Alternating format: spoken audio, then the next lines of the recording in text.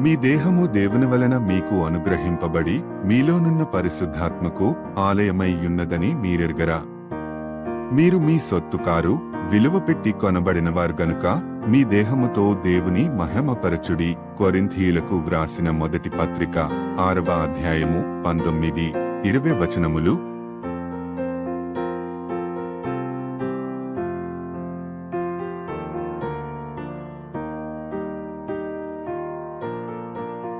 మీ దేహము దేవుని వలన మీకు అనుగ్రహింపబడి మీలోనున్న పరిశుద్ధాత్మకు ఆలయమైయున్నదని మీరెరుగరా.